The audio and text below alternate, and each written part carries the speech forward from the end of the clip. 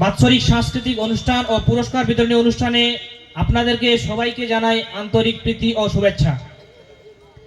আমাদের ডাকে আপনারা সাড়া দিয়ে যে এসছেন তার জন্য আমি আমার মন থেকে কৃতজ্ঞতা জ্ঞাপন করছি। এই অনুষ্ঠান করার জন্য বিভিন্ন শিক্ষক থেকে শুরু করে শিক্ষার্থীরা অনেক কঠোর পরিশ্রম করেছেন, তার ফল এটা।